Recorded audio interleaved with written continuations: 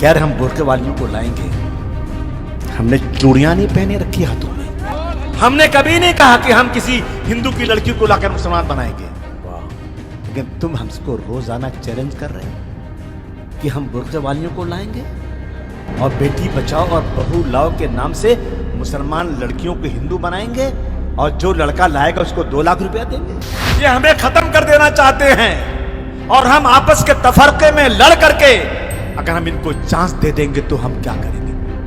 आज वो लोग जो अंग्रेजों के तलवे चाटते थे, मर्द नहीं नाम मर्दों की तरह काम करते थे, आज वो हमसे वफादारी का सर्टिफिकेट मांग रहे हैं। मैं इंशाअल्लाह ताला इनको नहीं ठीक किया ना तो मैं अपने बाप की औलाद दूंगा। तुम्हारी मस्जिदें वीरान हो जाएंगी, तुम्हारे मकबरों पर कोई फातिहा पढ़ने वाला नहीं होगा, मस्जिदों में कोई अजान देने वाला नहीं होगा। क्या तुम्हें याद नहीं तुम्हारे पुरखों की कुर्बानियां? तुम मीटिंगें करते हो, कहते हो कि मुसलमानों के साथ कारोबार मत करो, मुसलमानों के साथ लेन देन मत करो, मुसलमानों को घर किराए पर मत दो और उनका किराए पर मत लो, उन्हें प्रॉपर्टी फरोख्त मत करो, और हुकूमत बैठ के तमाशा देख रही है। मैं हुकूमत में बैठे लोगों से कहना चाहता हूं, मैं किसी के बाप से डरता नहीं, डरता हूं तो अल्लाह ताला से डरता हूं। इस मुल्क में किसी की मेहरबानी पर नहीं, अल्लाह की मेहरबानी पर रहता हूं। वो कौम है जो जीने से ज्यादा मरने को तरजीह देते हैं। क्या बात है, वाह। हमें चैलेंज मत करो। बड़े बड़े तुर्रम लोग असेंबली में मेरे सामने खड़े होते हैं, लेकिन मैं किसी के सामने झुक के बात नहीं करता हूं, चाहे कुछ भी हो जाए। तुम रोज सुनते होगे इस बारे में।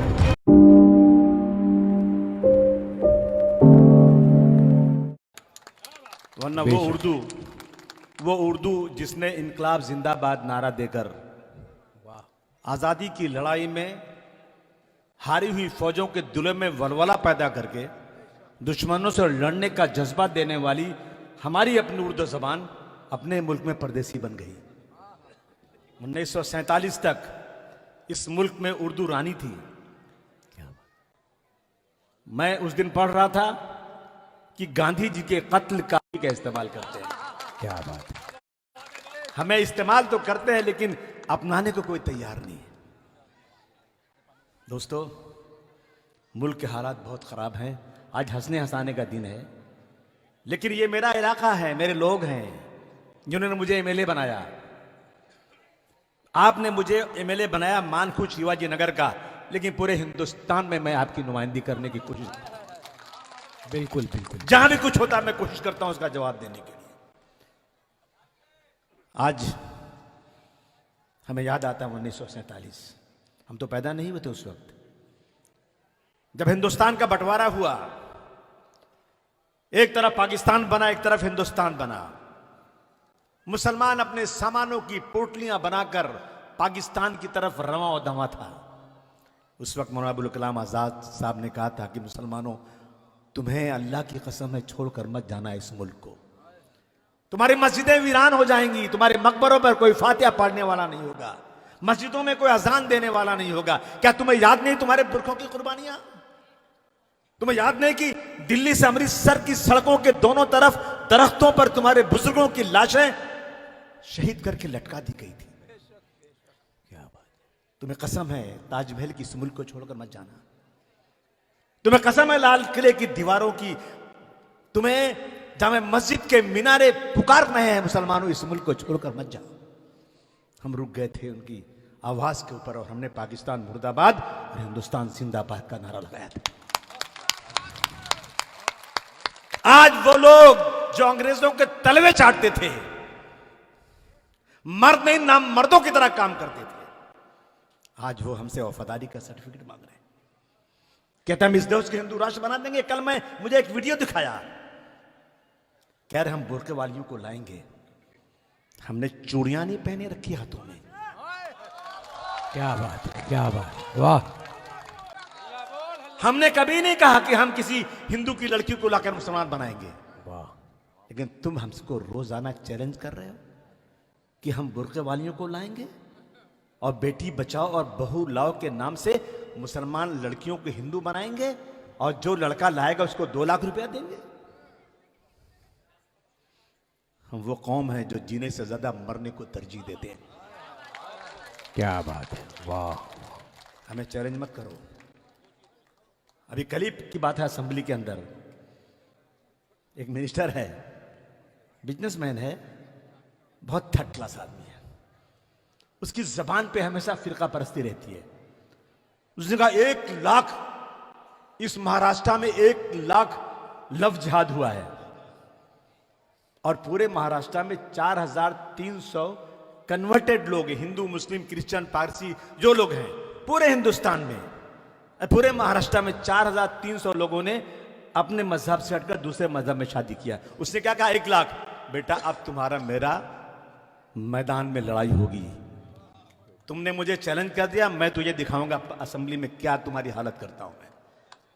ये चीजें चलेंगी इस देश के अंदर। क्या बात है, वाह। दोस्तों, हम हमेशा कहते हैं, ऐ मुसलमानों, तुम्हारे पड़ोस में कोई हिंदू रहता है तो रात को अगर खून की जरूरत पड़े तो तुम अपने बदन का आखिरी कतरा भी देकर उसकी हिफाजत करना, किसी से डर से नहीं बल्कि हुजूर सल्लल्लाहु अलैहि वसल्लम के फरमान के मुताबिक। हमें कहा गया है कि अपने पड़ोसी के साथ अच्छा व्यवहार करो।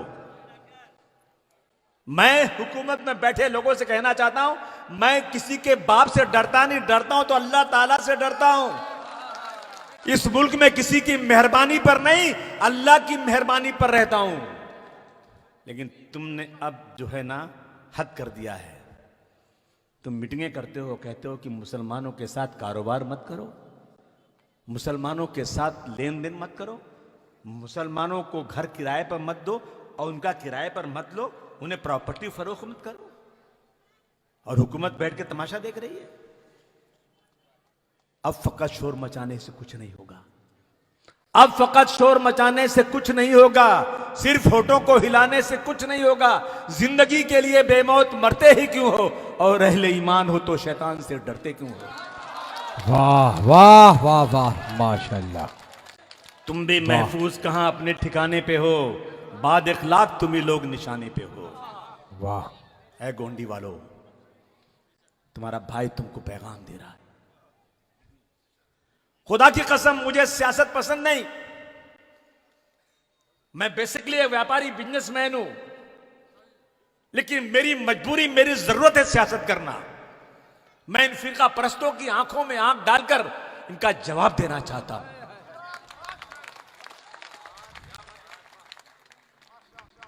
तुम भी महफूज कहां अपने ठिकाने पे हो, बाद इखलाक तुम ही लोग निशाने पे हो।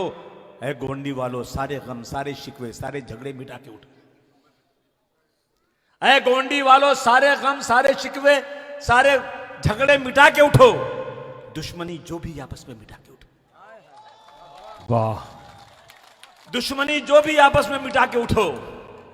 याद रखो, अब अगर एक ना हो पाए तो मिट जाओगे। वाह। अब अगर एक ना हो पाए तो मिट जाओगे, तुम भी खुश पत्तों की तरह बिखर जाओगे। वाह वाह वाह। दोस्तों, साथियों, मेरा इलाका, ये जगह याद है आपको? यहां आ सकता था कोई? नहीं। बताओ, यहां खड़े वो लोग, यहां कोई चल सकता था? नहीं। माशाअल्लाह, हमारे नगर सेवकों ने मिलकर इस जगह को इतना अच्छा बना दिया कि आज हम मुशारा जाकर। क्या बात है। किया कि नहीं किया? गोंडी में पानी नहीं आता था, आ रहा कि नहीं आ रहा है? सड़कें नहीं थी, बनी कि नहीं बनी? अस्पताल नहीं था, एक 7 माले का अस्पताल बना, और हम खुद एक अस्पताल चलाते हैं जिसमें 500-700 लोगों को रोज दवा देते हैं 10 रुपए में। वाह। 2 अस्पताल चलाते हैं। मैं भूल जाता हूं भाई, जब कोविड में यहां लोगों को डायलिसिस के लिए इतनी परेशानी हुई, ना टैक्सी मिलती थी, ना गाड़ी मिलती थी, और लोग जाना पड़ता था भिंडी बाजार। कहां जाने के बाद उनको जो है टेस्ट करना पड़ता था, और उसमें कितने लोग बेचारे मर गए। ऐसे में गयासुद्दीन ने कहा, आसिम भाई, यहां डायलिसिस की जरूरत है। 1.5 करोड़ रुपया अपने जेब का लगा करके अल्हम्दुलिल्लाह डायलिसिस चलाई जा रही है, जिसमें फ्री 40 लोगों को रोजाना डायलिसिस की जा रही है। कोई एहसान नहीं है ये कोई एहसान नहीं है, ये गिना नहीं रहा हूं, लेकिन बताना चाहता हूं दोस्तों, एक ही काम करो मेरे लिए, बस नशा खत्म करा दो यहां से।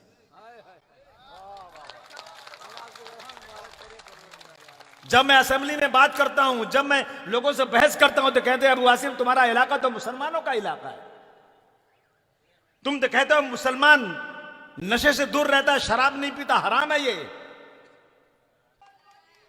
अगर ये जितने लोग यहां खड़े हैं, खुदा की कसम, जितने लोग यहां बैठे हैं, ये तय कर ले कि मैं इस इलाके को दिखा दूंगा कि वाकई ये 100% मुसलमानों का इलाका है और यहां कोई नशा नहीं करने पाएगा, तो किसी की मां ने दूध नहीं पिलाया कि नशा यहां बेच सके। मेरे लड़के बहुत जबरदस्त हैं, जिगर वाले हैं, हिम्मत वाले हैं, और तुम्हारे पीछे तुम्हारा भाई खड़ा है।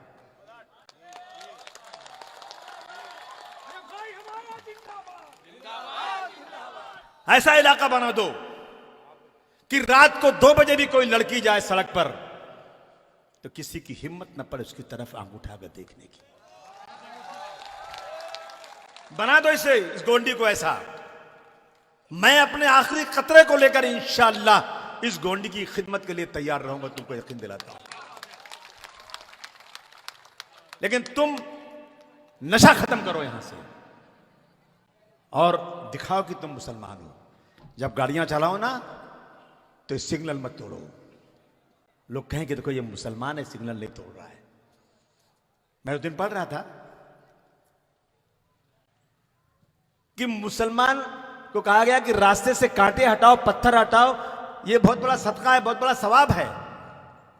एक बार कुछ यहूदी लोग जा रहे थे और एक रास्ते में बहुत पत्थर और कांटे मिले, तो पता है यहूदी ने क्या कहा? कहा कि लगता है यहां मुसलमान नहीं गुजरा यहां से, अगर गुजरा होता तो शायद यहां पत्थर नहीं होता। क्या बात है, वाह वाह वाह, सुभान ये मेरी अल्लाह, सुभान इमेज अल्लाह। थी, ये मेरी इमेज थी। वाह, वाह। आज ये मेरी इमेज नहीं है। ये इमेज बना दो गोंडी में। मैं किसी से पैसे मांगता हूं? मैं पैसे लेता हूं? मैं मेरी हैसियत के मुताबिक लोगों की मदद ही करता हूं। तुमसे भीख मांगता हूं मैं। अबू आसिम भीख नहीं मांगता किसी से। अबू आसिम हाथ नहीं जोड़ता, हाथ तोड़ने की ताकत रखता है अबू आसिम। बड़े बड़े तुर्रम लोग असेंबली में मेरे सामने खड़े होते हैं, लेकिन मैं किसी के सामने झुक के बात नहीं करता हूं, चाहे कुछ भी हो जाए। तुम रोज सुनते होगे इस बारे में, लेकिन आज तुमसे मैं दामन फैलाकर भीख मांगता हूं, मेरे इलाके को अच्छा इलाका बना दो। कूड़ा करकट मत बाहर फेंको, बीमारी बढ़ती है इससे। टीबी सबसे ज्यादा मेरे इलाके में है, और सरकारें जो है ना मेरे इलाके को नजरअंदाज करती हैं। अगर मेरे पास 4-5 एमएलए होते ना तो मैं इनको दिखाता कि सरकार कैसे चलाई जाती है। दुआ करो आप लोग कि मेरे पास इतने एमएलए आ जाएं, 4, 5, 6, 7 आ जाएं। मैं इंशाअल्लाह ताला इनको नहीं ठीक किया ना तो मैं अपने बाप की औलाद नहीं।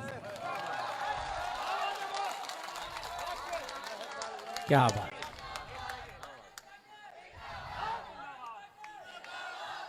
छोटी छोटी बातों पर नाराज मत हुआ करो। कोई कुछ बोले ना तो जबरदस्ती मत सुन लिया करो। अब मैं कब्रिस्तान के लिए कोशिश कर रहा हूं, कुछ लोग बोर्ड लिख रहे हैं कि हमने कब्रिस्तान की जमीन ला दिया। अरे भाई क्या है नाटक? मुझे मेहनत करने दो ना। मैं तो एसएमएस कंपनी की लड़ाई लड़ रहा हूं, कुछ लोग कहते हैं हम एसएमएस कंपनी बंद करा देंगे। भाई एमएलए मैं हूं, नगर सेवक मेरे हैं, जनता मेरे साथ है, तुम भी मेरे साथ आ जाओ, क्या मिलेगा तुमको? और याद रखना, अगर मुझे कमजोर किया ना तो ये गोंडी गोंडी नहीं रहेगा। लोगों की नजर लगी हुई है कि यहां पर अबू आसिम के लोग हारे और हम यहां पर आए। इंशाअल्लाह कहते हैं ना, फानूस बन के जिसकी हिफाजत हवा करे, वो शम्मा क्या बुझे जिसे रोशन खुदा करे। मेरे गोंडी की तरफ नजर करने वालों भूल जाओ, जब तक मैं जिंदा हूं इंशाअल्लाह ताला गोंडी में किसी फिरका परस के कदम जमने नहीं दूंगा, चाहे कुछ भी हो जाए तो क्या। तुम साथ रहोगे कि नहीं रहोगे? दोनों हाथ उठा के बोलो। मेरे बारे में, मेरे नगर सेवकों के बारे में कोई गलतफहमी हो ना, बुलाओ मुझे, मैं उस गलतफहमी को दूर कर दूंगा। लेकिन मेरे लोगों को सड़क पर बेइज्जत मत करना, सड़क पर गाली मत देना, नहीं तो लोग हंसते हैं। लोग कहते हैं अबू आसिम, कई लोगों ने कहा अगर तुम हमारी कौम में होते ना तो तुम्हारी बहुत इज्जत होती, लेकिन तुम्हारी कौम में तुम्हारे लोग तुम्हारी टांग खींचते हैं। और एक बात आखिर में कह के बात खत्म करना चाहता हूं, उलमाए कराम से कहना चाहता हूं, मैं उनके पैरों के धूल के बराबर नहीं हूं। मैं बड़ी इज्जत करता हूं उनकी, लेकिन उनसे एक ही बात कहता हूं कि आप मसलक के नाम पर अलगाव मत कीजिए।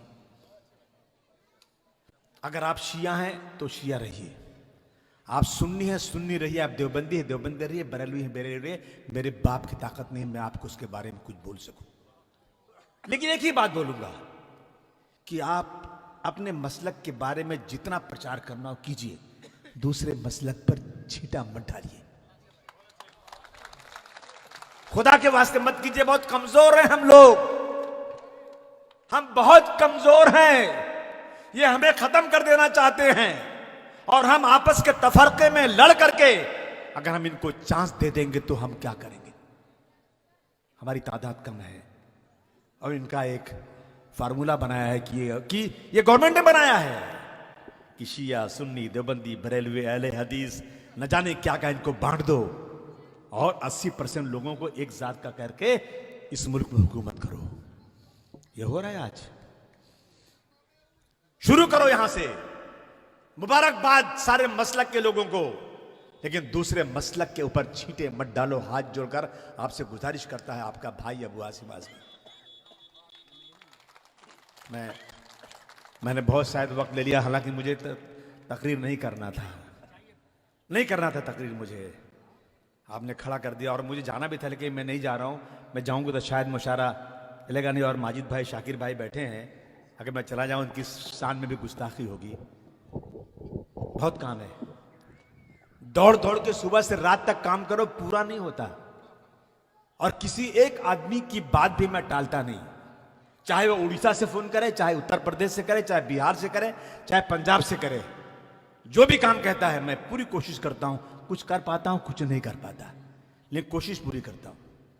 क्योंकि मैंने पढ़ा है कि एक तवाइफ ने एक प्यासे कुत्ते को पानी पिला दिया, अल्लाह की रहमत जोश में आई, कहा कि इस तवाइफ को जन्नत में जगह दे दो। जो सबसे खराब पेशा गुनहगारी का पेशा, उसने कुत्ते को पानी पिला दिया तो उसको अल्लाह ताला की रहमत जोश में आई और उसे जन्नत में दाखिल कर दिया। तो मैं कहना चाहता हूं दोस्तों कि हम तो पूरे गोंडी को नहीं, पूरे हिंदुस्तान को पानी पिलाना चाहते हैं। क्या बात है। हम पूरे हिंदुस्तान के चाहे किसी कौम के लोग हैं उनकी मदद करना चाहते हैं।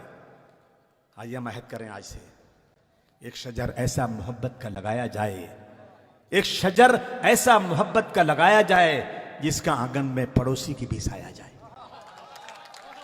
मैं तमाम शायरों का बहुत बहुत शुक्रिया अदा करना चाहता हूं और रुखसाना सिद्दीकी को, नाजिम को, पूरी टीम को बहुत मुबारकबाद पेश करना चाहता हूं कि बहुत दिनों के बाद एक बहुत अच्छा मुशायरा सुनने को मिला। बहुत दिनों के बाद अपने इलाके में अच्छा मुशायरा हुआ, लोगों ने अच्छा सुना। आप सब सुनने वालों का भी बहुत बहुत शुक्रिया। आपने मेरी बातें सुनी, मैं आपका बहुत एहसानमंद हूं। बहुत बहुत शुक्रिया। खुदा हाफिज।